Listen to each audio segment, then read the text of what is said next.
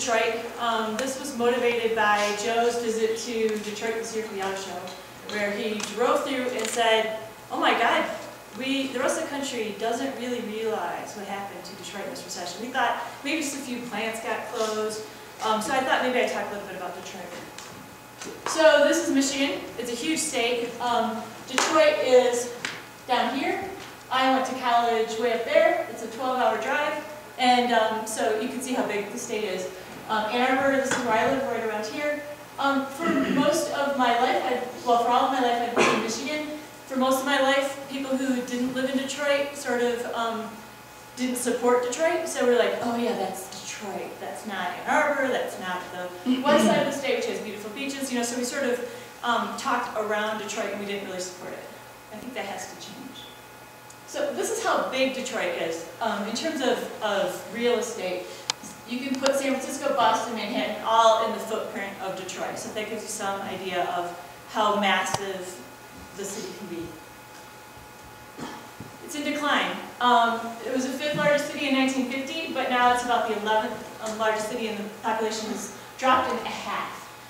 This was a result of a lot of things, including riots in the late 60s and a lot of different recessions. We pretty much had the cycle of every 7 years having a recession related to the auto industry.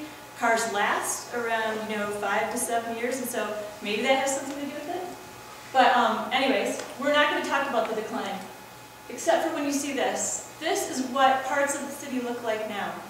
When you guys see this, does it freak you out? Does it look like the city is like dead? Maybe, but what a lot of people in Detroit see is this is an opportunity for urban farming. This is an opportunity to feed the people who live in Detroit by actually growing food in Detroit. And so Detroit's long had this history of Eastern Market, which is a very thriving farmers market type of thing. It's been there for a long time. It's not a new thing that just sort of popped up in recent years and this become sort of cool.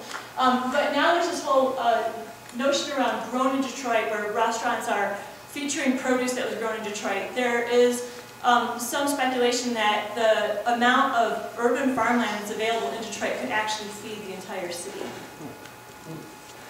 There's a lot of beautiful buildings and beautiful areas of Detroit. This is the Detroit Institute of Arts, the financial district, and then this is Belle Isle. Detroit is on the Detroit River. It's an absolutely beautiful natural landscape. There are beautiful homes in Detroit. This is actually in Detroit, not in the suburbs. This is an Indian village. And I looked on Wikipedia, on Zillow, and I saw you could buy a house in Detroit for about $140,000 in this particular area, which is kind of interesting. Maker Faire. It's interesting that Detroit has a history of being makers. We made cars, and it's fascinating to see that one of the 3 locations for a Maker Faire is in Detroit, in addition to the Bay Area in New York.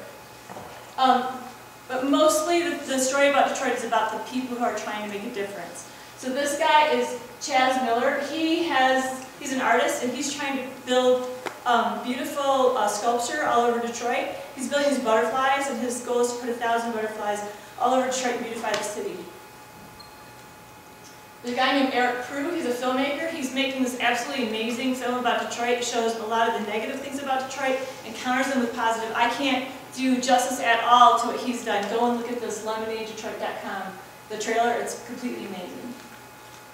But really, there's also the story about Math Corps, and I'll get really emotional about this, and that's why I put it at the end. There's a guy through Wayne State, it's a university in Detroit, and he started this program that serves students, and he's raised ACT scores through this exterior math program outside of the schools from 16, which is the average in the rest of Detroit, up to 26, which is pretty amazing. And the part that makes me emotional is that he really believes about the greatness of all of these children.